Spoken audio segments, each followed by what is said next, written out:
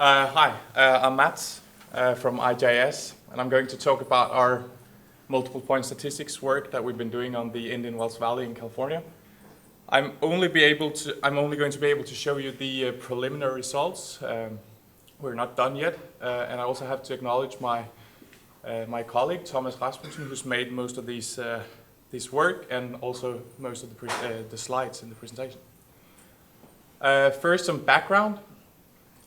So the reason for doing this study is that we're part of this Stanford Groundwater Architecture, the GAP project, which is a 2-year project where Stanford University has teamed up with a couple of Danes, us at IGIS and Ramboll and Aarhus University. And in addition to that, 3 water agencies in California, the Indian Wells Valley Water Agency, the San Luis Obispo, and the Butte County. And also actually Aquageo Frameworks and SkyTem are also involved in this. And the main objective of the project is to develop a template for an optimal workflow using AEM data as the foundation for making hydrogeological conceptual models. And that's going to be done in 2 different ways. One, the more manual approach, building one hydrogeological conceptual model. And then there's another part where we try to utilize multiple point statistics and probabilistic methods to generate a series of realizations of the hydrogeological conceptual models instead of just one, such that we can get some statistics out of it instead of just making one model. I'm not going through any of the details of the multiple point statistics theory as such, but I'll quickly go through the workflow of setting up a multiple point statistics framework in the Geoscene 3D software, which is a software developed by IGIS, and it's a 3D geological modeling software. And the first thing you need to do is to make a training image. And a training image it's a generalized model of what you would like to model. And you build that as a tree. So in this case, we build a 3D model in Geoscene 3D, which represents whatever background knowledge we have about this region. And then you would have to set up probability grids, mapping your data into the lithologies you would like to map. So in this case, we have resistivity data and we have borehole data. So we need to get some kind of resistivity to lithology transform. And then we need to assign a probability distribution to the boreholes. So we need to see if we have sand or clays in our boreholes, what's then the probability of having those in our models that we generate. Sometimes you would think that if you have a borehole, then you would be sure about the information within the borehole. There are so many reasons why that's not true, but I'm coming back to a bit of that later. But one of the big problems for this region is that we don't really know the location of the borehole. So if you don't know where the borehole is located, you cannot just say that the information within the borehole should be the same in all your realizations. So we had to assign probability distribution to it instead of just handling as hard data. And then setting up the training image and the soft data grids in this case, then we run a series of simulations and we get a suite of different models instead of just one. And then we're allowed to compute any kinds of statistics based on these models. And that could be, for instance, the probability of having clay or sand or anything at a given depth at a given location, or the probability that 2 boreholes are connected with a clay layer, or whatever. Basically, you would any kind of statistical questions you could ask these realizations, you will be able to answer. Okay. Quickly about the study area for the region. So we are located just southeast, in the southeast corner of the Sierra Nevada mountain range in California. You see the Indian Wells Valley basin here. And the specific target for the MPS modeling has been the China Lake area. And in this valley, we are it's mostly consisting of unconsolidated clays and sand, silts, and gravels. And these materials are extending down to a depth of 2,000 feet. And another important thing to take out of this is that it's an important area to be able to map for the groundwater resources, because there's a steady groundwater level decline of about 1 to 2 feet every year in this region. and that's been documented for the last 50 years. So there's much more pumping than you have average annual inflow. Yeah, and as I said, there's been two ways of making these hydrogeological models, conceptual models. And Rambøll has done some work in this area, and they made this conceptual model, made one model. And that's what we see, a cross-section through that model here. And basically what it shows us is that in this China lake area, it consists of 3 hydrogeologic zones. So in the uppermost part, we have a sand layer, the upper aquifer. And then underneath that, there's a clay layer, or more, so the upper one is sand and gravel, and then you have a clay layer, or finer sediment. But within this clay layer, there are actually some evidence of some sand lenses or some sand bodies within the clay layer. They are both evident in the boreholes, and you can also see in the resistivity data there are some high resistive things going on. They weren't that evident that Rambøll actually mapped them as such, but they say that we can see that they are there, but we cannot exactly see the extent of it. So this is one of the places where we think that the multiple point statistics might give some additional information. So we try to generate a series of realizations and see if we can find some evidence of any of these sand lenses, or if there are some higher probabilities some places that these might exist. And then the third hydrogeologic zone is underneath the clay layer, which is again a layer of coarser sediment. Just to make a cartoonish sketch of that, you see it here again. So we have sand, overlying clay with some sand lenses, and then another sand layer. So the task is now to make a training image, conceptual, we call it conceptual, a generalized model that includes this type of configuration. And that's what we tried to do here. So we made a 3D model where you have sand on top, varying thickness of a clay layer underneath, and then the sand layer again. And within the clay layer, we have these sand lenses. So this is now our training image. There is, however, a problem with this training image using multiple point statistics algorithms, and that's the fact that MPS models or algorithms, they assume stationarity in your training image. And that this is clearly not stationary. So we have some layering that we know are there. So we need to make up for that. So basically, if we just run a series of simulations and get some realizations just on the training image, so we just plug it into the MPS algorithms, and we don't condition on any data or anything, we get something that looks like this. And this is definitely not looking like what we know is how the geology is. So the assumption of stationarity directly contradicts with the ordering of the geology. So we had to implement some soft grid or some probability grids to constrain these realizations. And what we did was to base it on the interpretation made by Rambøll, and said that towards the boundary of the clay layer, there's a 50-50% chance of having sand and clay, and then the further you get away from this clay boundary, then the higher probability you will have of getting sand. So approaching terrain and approaching the base of the hydrogeological zone 3, then you will have a higher probability of having sands. And close to the boundary between these hydrogeological zone 1 and 3 and the clay layer, then you have a 50-50% chance. And then running the realizations again, then we get something like this, which is much more consistent with what we expect. And we can see here that the dashed line here, those are the interpretation made by Rambøll, and and yellow is sand and brown is clay. And then we see there's some varying thickness of the clay layer, and we see these lenses appearing and disappearing. Okay, so meeting the challenges with the training image, we also found that there's some challenges with the boreholes.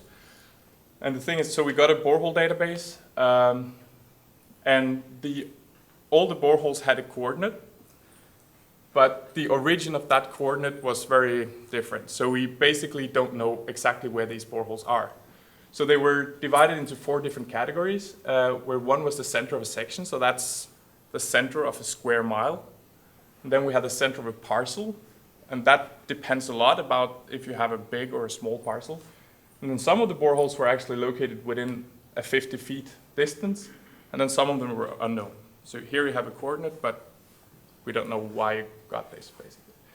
So that was a challenge. So what we did was to throw out all of the center of section boreholes, and we threw out all the unknowns, and then we said, okay, let's stick with the center of parcel and within 50 feet.